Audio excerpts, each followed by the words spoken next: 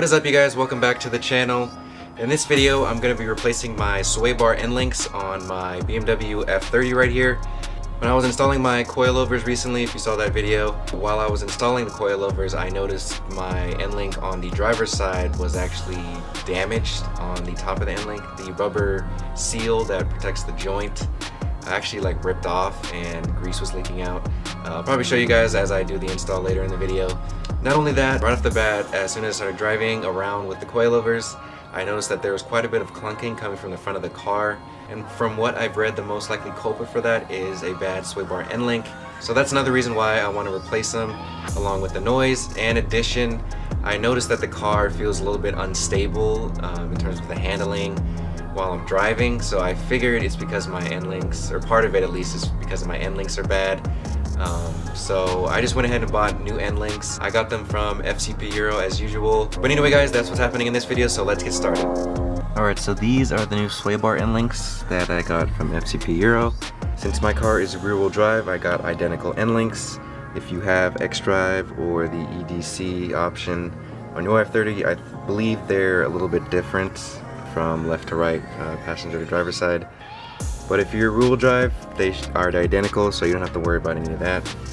So the installation should be really easy. On both sides, it should be the same exact process.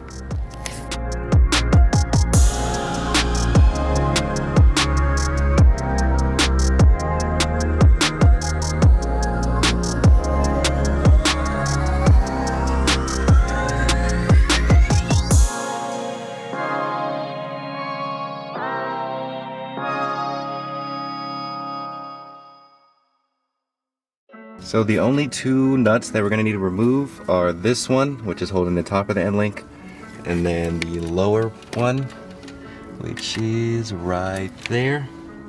That bolt right there. Those are the only two bolts that we are going to need to remove. So to remove these two nuts, I'm going to be using a T30, a 16mm wrench, and then a 16mm socket. You can also use a 5/8 socket or 5/8 wrench to do this. They're the same size.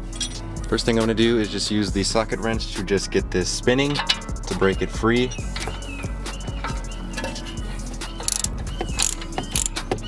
Once the bolt is broken free, I'm going to take the 16mm wrench and place it over the nuts, and then I'm going to take the T30 Torx bit and insert it into the stud, and then I'm going to turn the Torx bit clockwise and then counter hold with the 16mm wrench.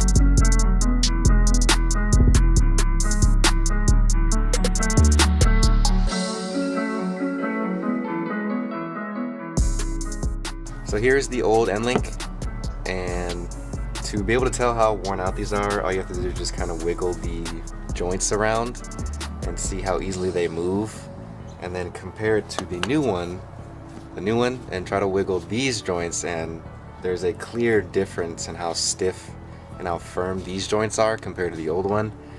So that's how you know the old ones were pretty worn at only what, 65,000 miles this car has. So if you're pushing 50,000 miles, I'd say give a good check on your end links. It might be time to change them.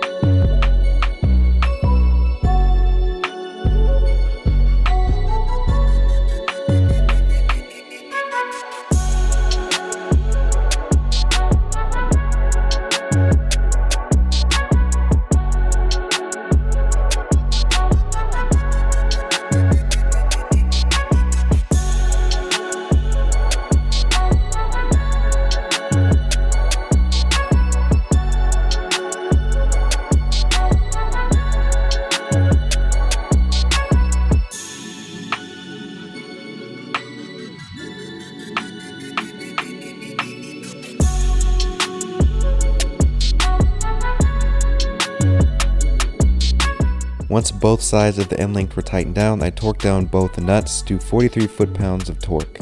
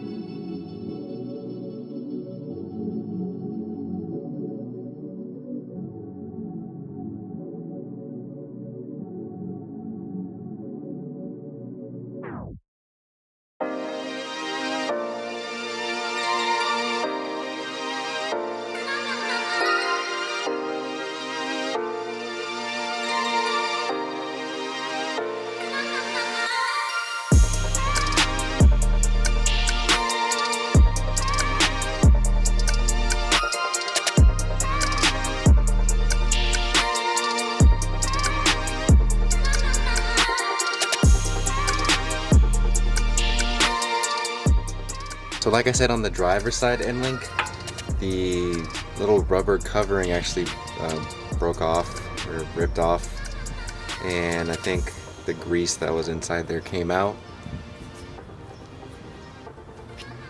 Yeah, like look at that.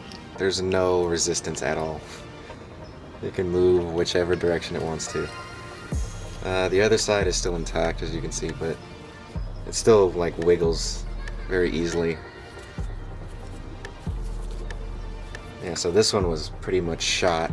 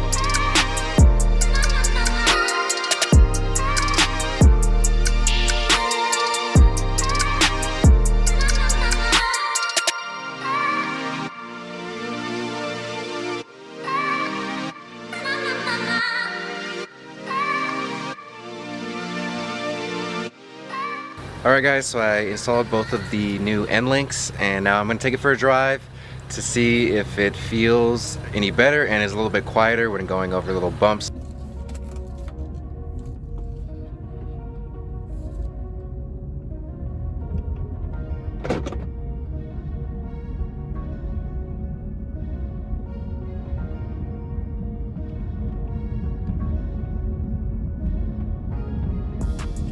Alright, right off the bat, I just drove down the hill to get to my house, and usually there's quite a bit of clunking going over the little bumps that are on it, and there was pretty much no clunking going down the hill, so that is a good start.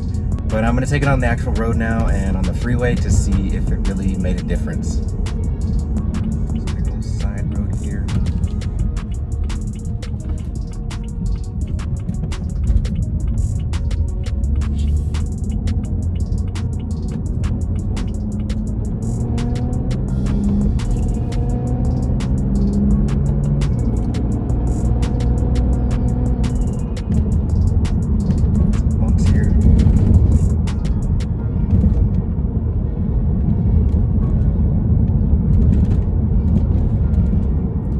Yeah, there is definitely way less sound, way less clunking, specifically going over, like, you know, uneven parts of the road. It is much quieter.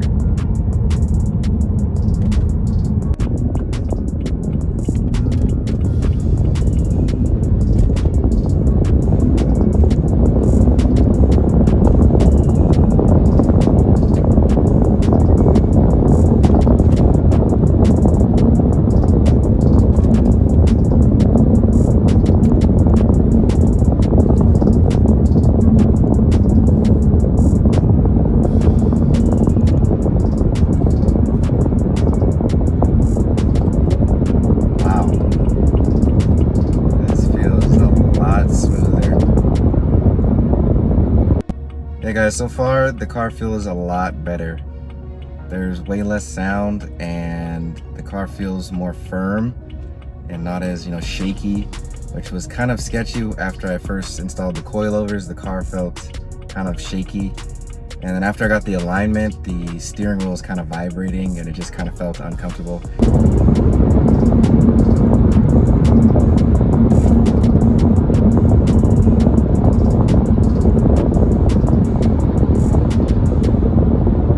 Alright guys, that's going to wrap up this video.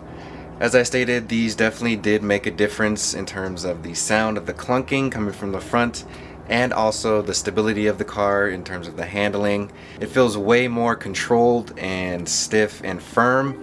So I'm very happy about this replacement. So if you're getting any clunking noises or feel like your car is kind of driving not really secure and firm, this is definitely something you could replace. It is cheap and it is very easy to do. And as always, I will link down the exact end link that I used in this video if you want to check that out.